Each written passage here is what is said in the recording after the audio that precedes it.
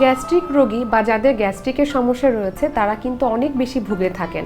প্রতিদিন কি খাবেন বা কোন খাবারটি খেলে এর থেকে আপনি মুক্তি পাবেন সেটি কিন্তু তাদের চিন্তার বিষয়। আসলে গ্যাস্ট্রিকের সমস্যা কিন্তু অনেকগুলো কারণে হতে পারে। মূলত আমাদের সেই কারণগুলোকে প্রথমে ফাইন্ড আউট করতে হবে, তারপরে আমাদের কিছু খাদ্যাভ্যাস মেনে চলতে হবে।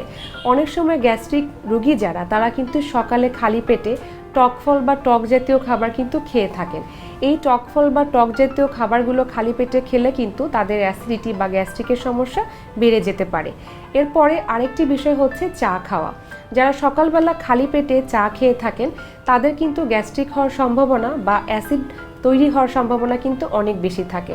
তাই গ্যাস্ট্রিকের রোগীদের আমি সাজেশন দিব যে অবশ্যই আপনারা খালি পেটে টক ফল বা চা কফি খাওয়া থেকে বিরত থাকবেন।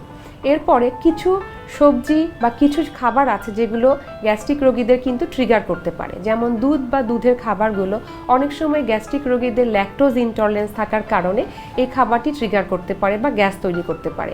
এরপরে আছে ডাল বা ডাল জাতীয় খাবার। অনেক সময় গ্যাস্ট্রিক রোগীদের ডাল জাতীয় খাবার থেকেও কিন্তু অ্যাসিড তৈরি করতে পারে। তাই অবশ্যই গ্যাস্ট্রিক রোগী যারা রয়েছে তারা এই ধরনের ডাল জাতীয় খাবার বা এই ধরনের যেই খাবারে তাদের ট্রিগার করছে সেগুলো থেকে তার দূরে থাকতে হবে।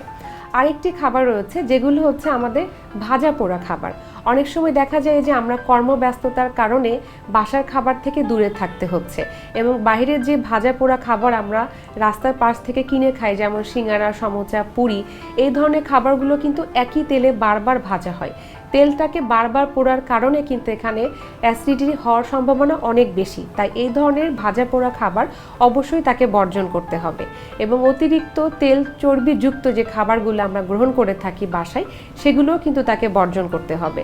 মূলত যদি আমরা গ্যাস্ট্রিক রোগীকে বলে থাকি যে কি কি খাবার তারা খেতে পারবেন, সবার আগে আমি বলবো যে তাকে কিছু কিছু খাবার বেছে নিতে হবে।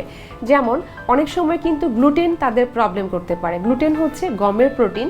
গম থেকে যেসব খাবারগুলো তৈরি হয়ে থাকে সেই সব খাবারগুলো কিন্তু তার অ্যাসিডিটি বা গ্যাস্ট্রিকের সমস্যাটাকে বাড়িয়ে দিতে পারে। তাই সেই সব রোগীরা কিন্তু গম বা গমের খাবার থেকে বাদ দিয়ে ভাত, চালের আটা রুটি, চিড়া, মুড়ি এই ধরনের খাবারগুলোকে বেছে নিতে পারেন। এরপরে আসবো আমরা শাকসবজি এবং ফলমূল। যেই সবজি আমাদের সহজেই হজম করে ফেলে বা যেই সবজিতে আঁশ কম থাকে, যেমন লাউ, পেঁপে, চিচিঙ্গা, ঝিঙা, এই ধরনের সবজিগুলো কিন্তু গ্যাস্ট্রিক রোগীদেরকে খেতে বলা হয়ে থাকে। এবং টক ফলগুলো যদি খেয়ে থাকেন অবশ্যই সেটা একটি ভারী খাবার খাওয়ার পরে গ্রহণ করতে হবে।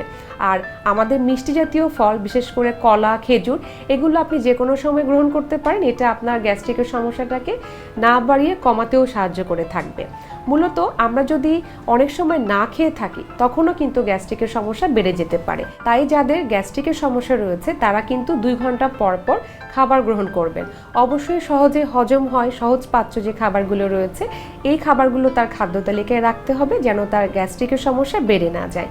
মূলত একজন গ্যাস্ট্রিক রোগী যদি এই ধরনের খাদ্য উপাদানগুলো বর্জন করে তার প্রতিদিনের খাদ্য তালিকায় সঠিক খাদ্যগুলো যদি নির্বাচন করে থাকেন এবং সে যদি নিয়মিত খাবারগুলো গ্রহণ করে থাকেন তার গ্যাস্ট্রিকের সমস্যা কিন্তু অনেকটাই কমে আসবে।